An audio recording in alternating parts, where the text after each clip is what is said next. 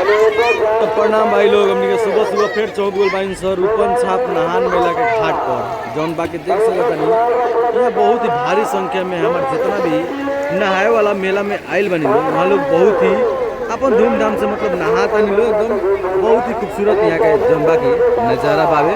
और पानी भी बहुत साफ बा, यही में 2-4 गो नाव भी चलता जौन के 2-4 रुपया लोग लेता ए पार से वो पार जाए खातिर 2-4 रुपया जौन बाकी लोग लेता अपन। और का मतलब जो पानी के हॉर्मोन बा वो करावत लोग नाव के थ्रू तो बहुत ही अच्छा लगा था। भीड़ जौन बावे आगे साल से बहुत ही काफ़ी भीड़ बा।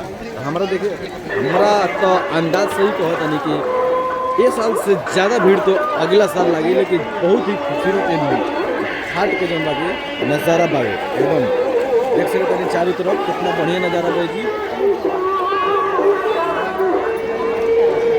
मैंने देखी कि कितना भीड़ लगा बा जौन सीढ़ी पर लोग बावे आराम से सेफ्टी में जौन बाकी नहा तलो तनि वो पार भी लोग गई बावे, लेकिन ये नहीं जौन बाकी सीढ़ी पर बहुत अच्छा हम भी भीड़ भाड़ एकदम बहुत ही काफ़ी भीड़ बड़ा बा।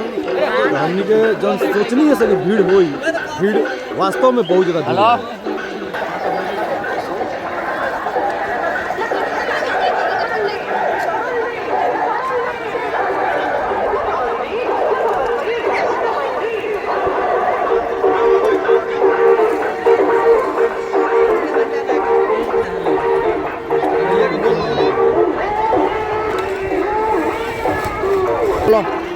तो जितना भी हमारे भाई वीडियो देखा था लो जहाँ तक भी हमारी वीडियो जाता तो तुम एक बार आवो लो ये रूपन छाप के नहान मेला में ये नहान कह के जा लो जौन भी तुम पाप पहले बोलो लो वो में से 20% जौन पाप बा ये गंगा जी में कट जाई।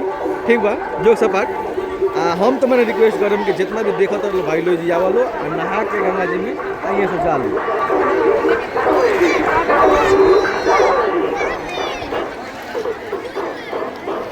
एक बार मर लाओ करवा चलिए उनके मेला में घूमता नहीं था मेला के जौन बाकी नज़ारा चलते रही तो दिखाई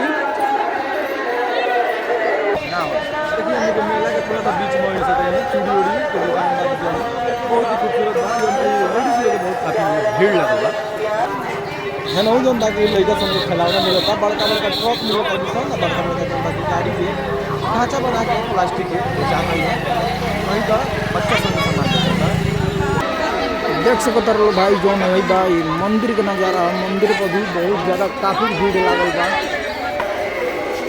हमने के वही रूपन छाप गाँव के एगो मठिया हमने सब मठिया रूपन छाप गाँव के जो मठिया पड़ेगा वो मठिया हमने खड़ा बनी सब यहाँ जौन बाकी तरह तरह के देवी देवता के मंदिर बने जौन के हमने चलते वीडियो के माध्यम से हम लोग को दिखाएम सब कि आखिर कौन कौन देवता के मंदिर बा।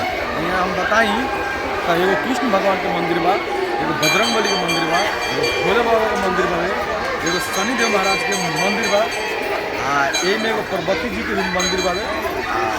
बस ये मतलब मंदिर बा हम चलते हैं सब वीडियो के माध्यम से ध्यान से।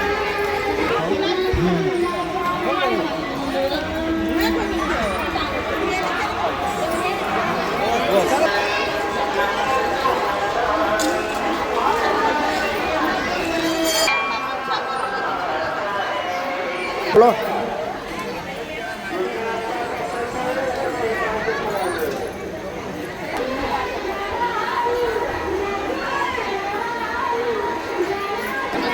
अभी देख सकते हैं लोग जौन बा मंदिर बा पार्वती जी के मंदिर है तो यहाँ काफ़ी ज़्यादा मतलब ज़्यादा यहाँ भीड़ लागल बा। यही पार्वती जी के मंदिर के पास में साइड में ने गंगा जी भी बानी जौन वो लोग देख सकते हैं लोग जो है आदमी जौन बा ये गंगा जी में नहाता है। जौन मंदिर बा वो लोग देख सकते हैं ये जौन मंदिर बा शंकर भगवान का मंदिर है तो यहू में जौन बा बहुत काफ़ी ज़्यादा भीड़ लागल बा।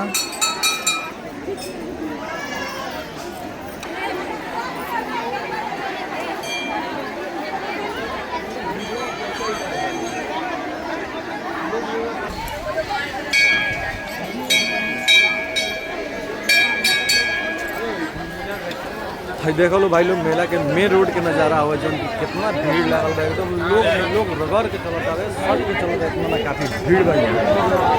तो हम तो कहम कि तनी वीडियो के दबा के शेयर कर लो जौन की जिला लेवल ना स्टेट लेवल तक ले मेला के जौन बाकी चर्चा हो काहे से भीड़ किलो देखत पड़ले बाड़ लोग कितना भीड़ बा। तो हम ये कहम कि वीडियो को लाइक करिए लो, कमेंट में मेला में कितना भीड़ लगल बा जरूर बताइए लो, वीडियो को ज़्यादा ज़्यादा शेयर करिए लो।